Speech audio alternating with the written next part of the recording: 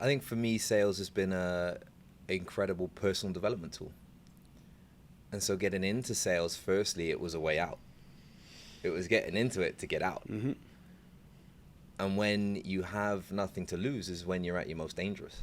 Exactly. We've all got our rough edges, man. Yeah. We've all got our rough edges. We've all got our little things about us, and that is what makes you unique and cool and ultimately lovable. Mm-hmm. Because that's the thing we're all after. Like underneath, like scrap sales, underneath all of that, we're just looking to find a place of worth in the world. Belonging. Yeah, belonging, be Yep. worthy. Just by being you are. So if you are in sales to help people, fucking A. Go help some people. Welcome to the Nomadic Closer Podcast, where the world is your office. We're here to help salespeople and entrepreneurs level up, break free from the 9-to-5, and live the location-free lifestyle. Each week, join us for real-life experiences from the pros, practical tips, and game-changing insights on how to succeed in sales, business, and life. This is the Nomadic Closer Podcast.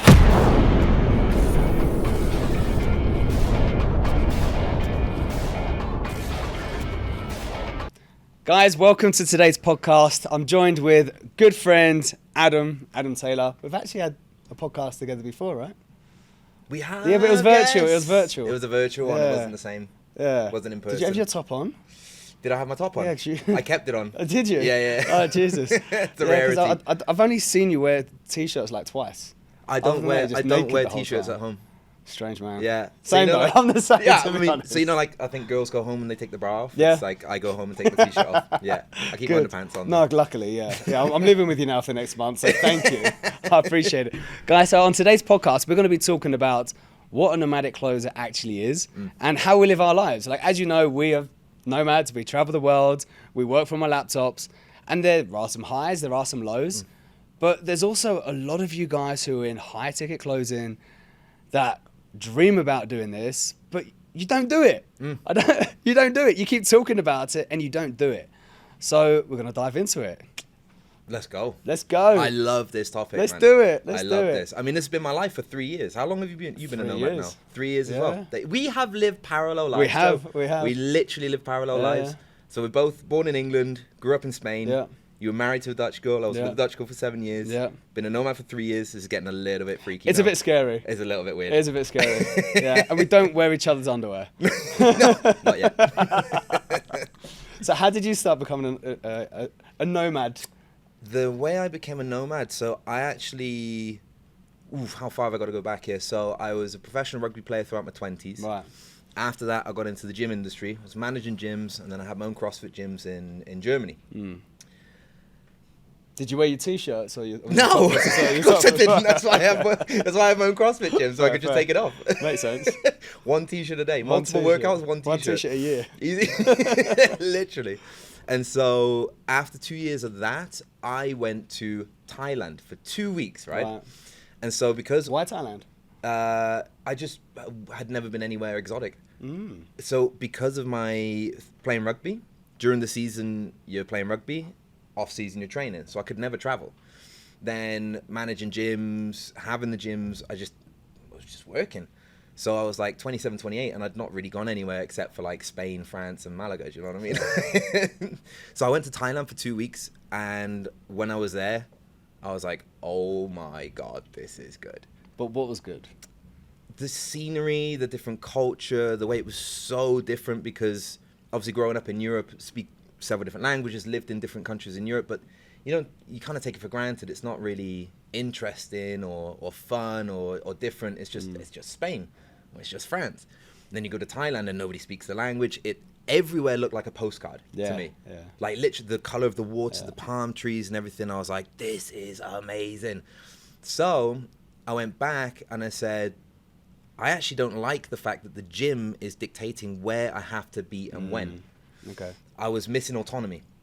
So I went back, sold my parts of the gym. But just to pin on that real quick, when you came back, did you feel automatically like you just completely wanted to give up what you were doing? Yeah. You just completely lost interest? I was done. It wasn't that the business was going down, it was just lost interest.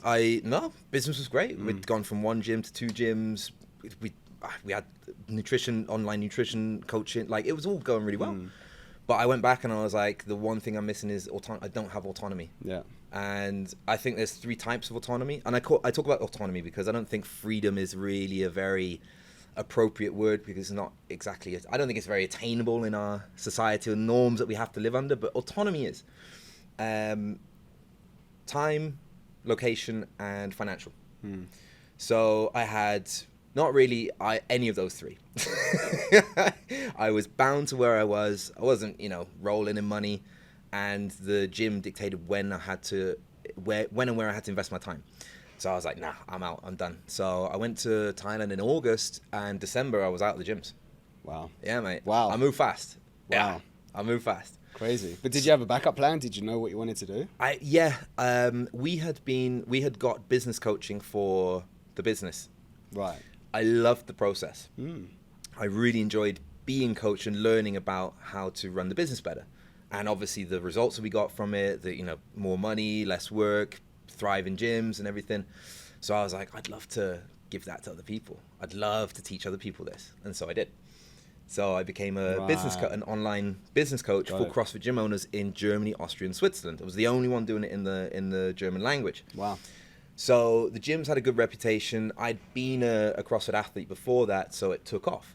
This is January 2020. Do you remember what happened in March 2020? Wasn't great. Nope, especially not for the gym industry. So somebody went and ate a bat in China, and then and shut my target market down. Oh dear. Yeah. So I had 2020. I had plans to be in a different country every month of the year. I'd booked all the flights. Wow. And I lost all that money. Yeah, I was actually in Belfast. No, I don't know. January. I'd been. So how many countries did you go to? Eventually, I went to. Where had I been in January? I think I've been to Italy in January. I was in Amsterdam in February, and I went to Northern Ireland, Belfast in March. I was actually in Belfast the weekend that COVID broke out. Yeah, there was podcasts everywhere. Virtual. Oh dear. Yeah, wow. I was there in the country in Belfast when it happened. Were you stuck in Belfast? Nearly. They closed the borders the day my flight was going, so nobody knew what was going on. I went to the airport, and I was like, I don't know if I'm going to be able to leave, if I'm going to get stuck here. Luckily, they let us go. But, yeah, that was it. Got back in your house, mate. That's it. No more going outdoors for you. It's crazy. That's crazy. Yeah. So that's kind of battled through that for a year. And then January 2021, I came to Colombia. Yes, because from March 2020 all the way up until then, was kind of battling through helping clients keep their gyms open, transition to online, doing okay, but it was tough going. And then things opened up a little bit in the summer, and then in the October, November, there was another hard lockdown, and nobody knew how long that was going to last. Right, yeah. And that's when all my clients were like, Adam, thank you, we know what to do, but can't keep paying. I was like, I don't know how to help you anymore. I get it. Yeah. So it was the height of winter in Germany. It was dark at 4:30. It was an 8 p.m. curfew. Not allowed out of your house. Business is going down the Swanee, and I was like, I gotta get out of here, mate. Wow. I was just not doing well, Yeah. So I came to Colombia. Originally was gonna come here for 3 weeks. Ended up staying for 2 months. And on that trip, I decided I just realized I was 33 at the time. This is how smart I am sometimes. I was 33 at the time, and I suddenly realized, wait, when it's cold in Europe, in Germany, it's warm somewhere else. I knew it like intellectually, but it never clicked. Like, I don't have to be. Nobody's forcing me to go through these German winters anymore. Because they're brutal, mate. It was minus 18. I remember it was minus 18 degrees Celsius at the time. I've never experienced that. It's horrible. Never want to. No, you shouldn't. No. Wow. It's horrible. And I just realized nobody's making me do this anymore. So I got back from Colombia 1st of March. 1st of May, I was out of my apartment. I'd sold all my stuff, and I've been a nomad ever since. That's crazy, man. Yep. That's crazy. Because that's the highlight reel as well. That's the overarching. There's a lot more things were happening under the surface, but that's pretty much how I became a nomad. And then how did you fall into high ticket? Because the business shut down. I had to shut my business down. So through the business coaching, I'd learned how to market, I'd learned how to sell, and I'd learned how to coach. And so of the 3 skills, I just had to I thought to myself, which one do I kind of want to do? Which one's going to be more lucrative? And then I kind of fell into the high ticket space. When you say fell into it, yeah, you fell into a bucket or? Yeah, literally, yeah. So you know how there are people that have offers in the remote sales space that help people navigate finding offers and networking. Right. I would be useless at teaching you that because these things just fell into my lap by coincidence. But essentially, I was helping a friend of mine who had a startup in Munich to build out a sales process for what they were doing. Wasn't really lucrative. It was just a startup. It was just for me to help him out and earn a bit of cash. And I found in a Facebook group, I saw a Facebook post. And it was from a guy named Tristan Bond, TB, shout out. Good dude. And I knew him as a success story of Taki Moores. So I already knew the name. So then it said he was looking for a closer, ideally have had their own business coaching business or experience in business coaching. And you are this, you are that, you are, outgoing, this, that, and the other. I was like, shit, don't like to wear t-shirts. That's it. Don't wear t-shirts at home. On camera. Talk a lot. And I was like, that's me. So, and then he said, this was the punchline where he said, my average closer earned $168,412 last year. And I was like, how much? I didn't realize you couldn't earn that much money. I didn't realize. And that was a lot of money to me back then. Yeah. Do you know what I mean? I was like, let me send him a message. Sent him a message, winged my way through the interviews and the interview process. Man, I put so much preparation into it as well. It was crazy because you had to do a little he has to do a little intro video, and so I made sure that I made notes and I stuck them on my laptop under the camera. Wow. And then I told him, if I keep switching between the camera, it's because I got my notes, and he loved that. And then interview, and then it was a role play. And I knew that he was using Taki Moore's triage and strategy session frameworks, which I'd been using myself, but I hadn't used them for a little while. Right. So I stayed up literally all night studying, going back over the frameworks. I just put a lot of effort into it, just poured into it, and then made $7,000 my first month, $9,000 the second month, and just up and up from there. And it was crazy. I just couldn't believe it. But you was massively in debt then as well. I was huge in debt, mate. Yeah. So that's the bit I skipped over. No, because listen, I think most of us are in a very, similar situation. Yeah. I remember when I first got into high ticket, I was $26,000 in debt, and I had to go and try and figure out how I can raise another $5,000 to get into an academy, to get into a training course, and it was hard. But again, shout out to Bill Walsh because he got me in. Yeah. And I remember there was one thing that he said that completely changed the way that I view things. Because I was very skeptical in investing into myself or into any training programs. And I said to him, listen, I love the sound of it. I need to do it because I need the skills. Like at the moment, I've been a high ticket closer for 2 months. I'm making like $3,000, $4,000, and I need to improve my skills so I can make more money. And especially my mentor says to me, invest more into yourself than you do your business. And I'm like, okay, well, how is that going to work? And anyway, spoke to Bill, and I said, listen, man, I'd love to do this, but I'm like $26,000 in debt. I can't do this. He said, okay. He said, if there's a way to get out of debt faster, do you want to have that conversation? I was like, well, yeah, obviously. Duh. So he said, okay, great. He said, have you ever considered going into more debt to get out of debt faster? I'm like, bro, this guy's off his fucking... Beep that one out. Yeah. The guy's off his tits. Like, what's he talking about? And he was like, no. He said, if there's a way to get out of debt faster, would you do it? I was like, well, yeah. He said, all right, let's have that conversation.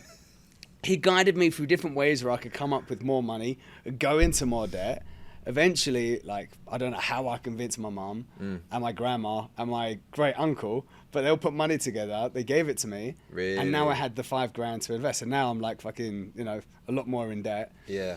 But not just financially. Now I've got the concern that I owe like 3 of my family members money. Oh, shit.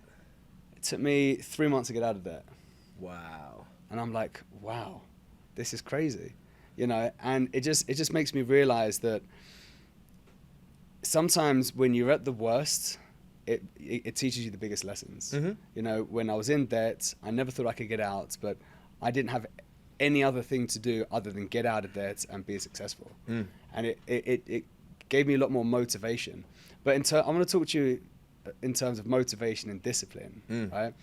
Because again, there's a lot of these people out here who are probably listening, or maybe you are a high ticket closer and you really want to get to the next level. But next level doesn't particularly mean financially, does it? Because I feel that there are some people that do everything possible. They're investing, they're trying to do as much as possible to make as much money as possible. But just by having the right skill set doesn't mean you're going to make more money. No. So for all those high ticket closers or people getting into the industry that need those extra skills, what are they and what impact does it have? Man, I think for me, sales has been an incredible personal development tool. And so getting into sales, firstly, it was a way out. It was getting into it to get out. And when you have nothing to lose is when you're at your most dangerous. Because you have nothing to lose. I had absolutely nothing. I had, for those interviews, I went to the CNA and I bought 2 polo shirts for €2 each to pretend, to make it look like I had some resemblance of my shit together. I had to try and figure out how to get my hair in order because I hadn't had a haircut in 6 months because I couldn't afford it. And so really I was getting into it to get out of that situation. But then what happened is it started showing me aspects of my personality and my character that needed work on. Needing to be liked, fear of rejection, being comfortable at having an uncomfortable conversation. And so those were things that were massively highlighted through sales that wouldn't have been otherwise. And no amount of sales training, podcasts, books can help you overcome that. When it's personal development, it's personal. It's personal, man. It's you and you. Yeah. You know? And of course, you can get inspiration and get around people, but it's you. You've got to fix it at the end of the day. You've got to do something about it. If you so wish. You don't have to either. That's the thing. I could have stayed broke. I could have just stayed messing about with my mates and just sleeping on people's couches and doing absolutely nothing. I didn't have to, but I wanted to, you know? And so... But how did you find the why? Like, why did you want to? Why did I want to get out of that? I just knew I had a lot more to give, and I tasted this nomadic life of just going to Thailand and just seeing those beaches, seeing the water, meeting those people, having those crazy experiences, like those crazy stories, you know, with with this bunch of people. And I was like, I can't waste away in my apartment now. Exactly. In Germany, minus 18 degrees. Like, there's so much more out there. There's so much more to experience. And people get too fucking comfortable. You know, they wake up, especially a lot of high-ticket clothes that I speak to. Yeah. They wake up, they go to the gym, they start work, they're working in their bedroom or at home. They don't really socialize, but they're socializing online, and they think that is great. That's life. It's not fucking life. Oh, it's not, man. It's not. Like, guys, go out, travel, meet people, get lost, find yourself. Like, going, meeting different cultures, meeting people from different walks of life face to face. There's no way to explain how fast you can actually develop personally by getting out of your comfort zone and doing these things. Because if you think you're happy at home, maybe grass is greener on the other side. But how do you know if you don't try? 100%. It's crazy. Yeah. And there's a lot of people that don't understand my life. You know, if my mum, my dad, my cousins, they're like, how can you be a digital nomad? It's like, have you tried it? You know, I think once you start going out and having these experiences, we don't know how long we have. We don't know what tomorrow holds. So it's like, I want to live every single day like it's my last. And by doing that, I want to become the best version of myself. I want to be the best in business, and I want to inspire other people, travel the world, and just do stuff, experience things, you know? Yeah. So the way that looks in my mind is, at the end of my life, I'd like to look back and have the largest bandwidth of experiences possible. And I say that because I know that you cannot have the highs without the lows. It's a law of the universe. You cannot understand what happiness feels like if you haven't experienced sadness. The color black doesn't make sense until you put it against the color white. And so at the end of my life, I would like, a lot of people go through life with this bandwidth of experience. They live the same year 72 times. One chapter in a book. They go to the same birthdays. They go to the same pubs. They go to the same cinema. They go to the same restaurants. They have the same friends. And that's fine if that's what you want. That's fine. For me, they experience this bandwidth. The highs and the lows are this much. And I want, and I don't know why this is, but I want this much. I want as much as possible. And I know that to experience that, I'll have to go through some of the lowest lows. And there may be more to come, you know? There may be more to come. But aspera ad astra, through the muddy path to the stars. It doesn't work any other way. And if the Romans knew it a few thousand years ago, we ain't going to cheat them, are we? That's true. Let me ask you this. You've run some of the best sales teams out there. Some of the guys that are on your team are nomads, some aren't. Do you see a slight difference?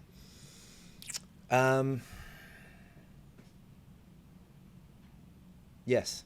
In what way? Yeah. So take a second to think about it. Maybe if you've never thought about it. Yeah, no, there is a slight difference. The ones that live a more nomadic lifestyle handle the highs and lows better. Very well said. Yeah. The guys that are still at home mastering their craft, what happens is that their bubble of experience is this big, and because it's just sales. It's sales and home life. And so whatever problem arises will expand to the limits of that bubble. It's very visual in my mind. I don't know if I'm doing a good job with my hands here, but the size of the problem will expand to fill that bubble. Now, somebody who is living this nomadic lifestyle, who has experienced just different trials and tribulations, different people, different experiences, they just have a wider breadth of experience. Their bubble is this big, and so when a sales problem occurs, it only expands to here, and so there's this bandwidth of, it's fine. Yeah. It's just a part of my experience. It's not my whole experience, and so I don't know. I think there's probably a time and a place for it. I don't think you can skip steps. I think there is, in my personal experience, there's been a process to it where I was at home studying and I was brainwashing myself with sales training. Of course. Alex Hormozi's Gym Launch Secrets. He has a chapter which is objection handling. This was the first time I'd encountered objection handling. I got the audio book and I literally was trying to brainwash myself. Joel, I shit you not. I've been there. If I was not on a sales call, it was in my ears. Yep. If I was cooking, going to the gym, at the gym. Recorded myself, listened to myself. I used to listen to myself at night when I'm going to bed. Yeah. Just on repeat. Waking up and like, oh my God. Yes. Yeah. So I think there is a time and a place for that. But if you stay in that perpetual state, I just feel that you're just missing out on just more experience, a larger breadth of experience of life. And yeah, I think that's the thing that sales has given me, is just this. It showed me aspects of my personality and character that needed work on. And whilst the skill of sales highlighted that, it didn't solve it. The sales training is not going to solve it, man. The podcasts are not going to solve it. The books are not going to solve it. The information going into here is not going to solve it. No. It's actually going to hinder you from actually getting into here, which is where sales actually happens. Is when you actually are able to connect person to person to like. And it's not an intellectual game. It's an emotional game. It's a spiritual game. Let me ask you this. I did a Facebook post the other day, and I need to try and remember what I said. It went down the lines of, to be a true salesperson, to be a true closer, you need to truly care about that person. Can you truly care about the person that you're speaking to if you've never done charity work before? So what's your answer to that? There's lots of different answers. Lots of different answers. There's no right and wrong. I don't think so. But no. What's your opinion on that?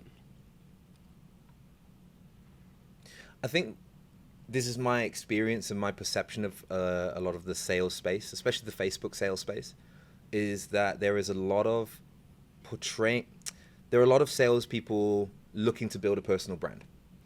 And I support that. I think that's great. That's phenomenal. You need to, because you are your own business at the end of the day. And if sales is you landing an offer and your fulfillment is you closing deals on that offer, your marketing is your personal brand. The issue that I see is that a lot of people are pushing a personal brand or presenting an image of themselves that they feel is what other people are going to perceive as the right kind of salesperson. Yeah, they're trying to be like someone else, but they're always going to be second best. Yes. Because they're not their true authentic self. Correct. They're trying to be this perfect model of personal growth and wisdom and giving, and it's just like, man, we've all got our I was little one of edges. those people. Back in the day, I 100%. was so like, okay, I need to be like this. I can't show this. I can't show a reel if I stutter, or I can't look a certain way. I don't give a fuck now. Exactly, man. Like, I just and need to that's be me. that's what I'm seeing, is that there are a lot of people that are portraying an image of themselves which is not fully necessarily ultimately who or what they are. It's just who or what they feel is needed to be perceived. Where I'm going with the charity work is that they will then also, you see and hear people say, I'm in sales to help people. That's exactly why I posted it. Yeah, and that's just because that's what you're supposed to say. Sorry, man. It's what you're supposed to say. Isn't it? It's true, exactly. We've all got our rough edges, man. Yeah. We've all got our rough edges. We've all got our little things about us, and that is what makes you unique and cool and ultimately lovable. Because that's the thing we're all after. Like underneath, like scrap sales, underneath all of that, we're just looking to find a place of worth in the world. Belonging. Yeah, belonging, be worthy. Just by being you are. So if you are in sales to help people, fucking A. Go help some people. Yeah. And do that not just online on Zoom calls, but go out in the world and go and help some people as well. And if you're in it to make money, then don't. Then just go and make money. Yeah. And that's fine. Exactly. Because we have a charity called Life Guided by Lights. I'm going to plug it in the description. Yeah. And we speak to so many entrepreneurs who really love the idea of doing charity, but they don't know where to go or what to do. And it's something that completely changed my life. Like, okay, I was giving some money to charity here and there, and I was donating, but I never actually physically went to locations and built houses or gave out food or took kids to, like orphan kids to a water park. And it wasn't until I actually started doing that and I was in service to others, I had a completely different level of happiness in my life. Like I was truly helping and changing people's lives. And that also helped me filter that through on sales calls, because every single person that was on a call is a human that truly needs help. Maybe not, me taking money out of my pocket and donating, but we can actually change those people's lives. So again, everyone's different. There's no right and wrong. You don't have to, want to do charity. Some people don't. No. But it comes out so genuine once you do get into charity work, and that does fill your heart, and you've got so much love that you want to share. You truly help more people through sales calls. You're never more energetic and more fulfilled in the life than when you're in service of others. And you see this with parents. Look at the stuff that parents will put themselves through for their kids. And in Maslow's hierarchy of needs, there is self-actualization. Above that is self-transcendence. And so it's fine to get into sales to get yourself out of a situation.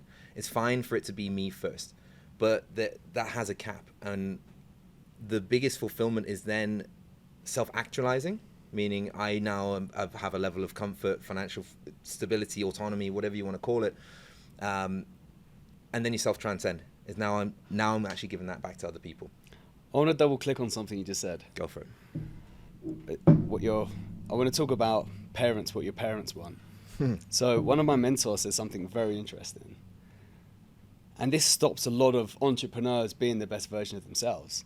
They said, your parents are selfish. They want the best for them, not the best for you. Why? Because they want you to be safe. They want you to make sure that you're not going through any struggles. But that's selfishness. Now, again, that's never going to change. It's their role. It's what they're meant to do. But you need to remember, okay, I respect that. They want the best for me. They are selfish. I need to now be selfish for me. Like, yes, they want me to be safe, but now it's my time to grow and it's my time to get uncomfortable. Yes. They're not going to like it. They're going to try and stop me. but they can't stop me. Look, I've just got goosebumps saying it. Yeah. It's so true. This is a favorite topic of mine. Once you separate that, you're like, parents, I fucking love you. Thank you for everything. I'm going to now go and fucking fail multiple times until I'm successful. Yep. Support me. I have a slightly contrarian belief, which I don't think is as contrarian as people want to admit, but I don't ascribe to the belief of I owe my parents anything. I'm grateful for the material, emotional support that they may have given me, but I never asked them to have me. And this is I know this might rub people up the wrong way, but it's your mom, but it's your dad. I didn't ask them to have me. I'm grateful, but I don't owe them anything. We're quits. We're good, you know? And so their choice of having me was to give birth to another life. I've got that life. It's not theirs. And so, yeah, I don't ascribe to any of the, I don't go home for the holidays, you know? And it's funny, like Alex Hormozi talks about this a lot, and he redid a video around it over the holidays, and it's just resonated with me because I also don't go home for the holidays. I'm just such a different person now. Yeah. And just because I'm not close physically doesn't mean I don't love them. Doesn't mean I'm not there for them. Doesn't mean I don't care if they're well or not. But it also means I don't have to put myself in a situation that I'm just not comfortable in, enjoying, which is your environment, right? And like exactly. if we touch base on environment, and I love being around my parents. We're best friends. We have great fun. We've been on holiday together. It's great.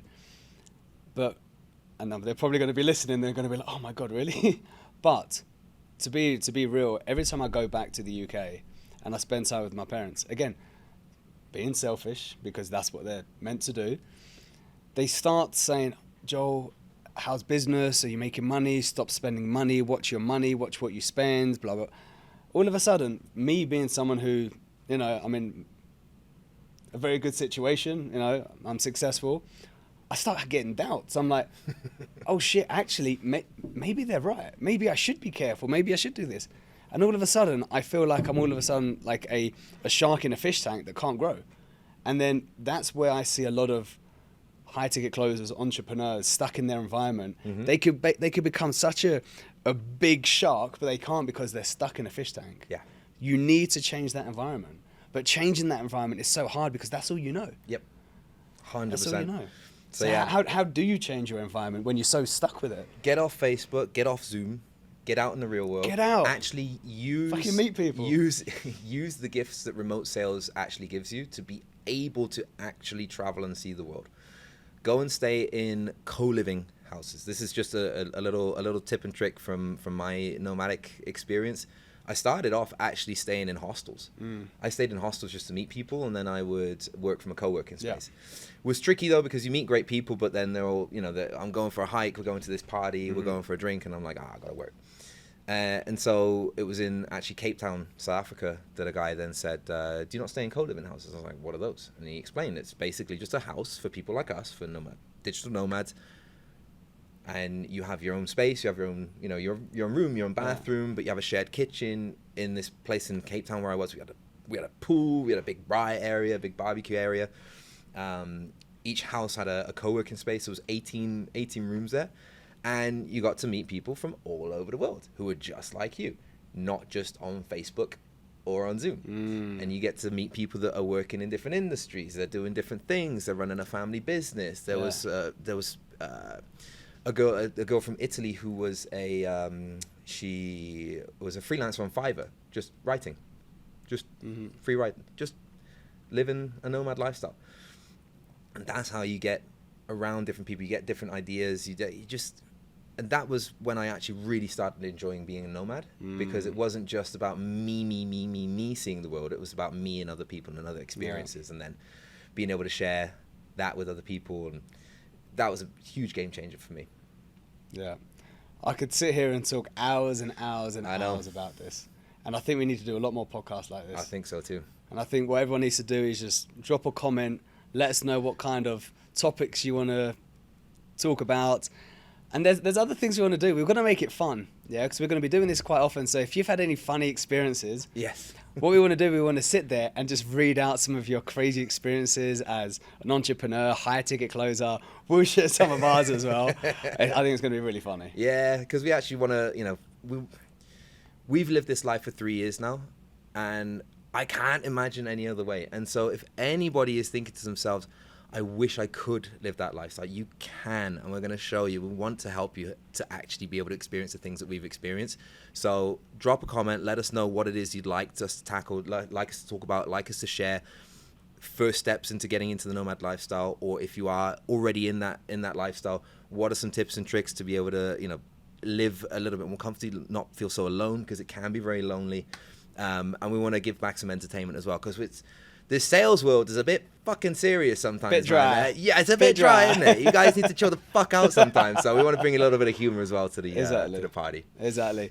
And there is going to be another link down below as well that's going to lead you to another video that we're going to do now. It's going to be a big announcement, so make sure you check it out. See you in a bit.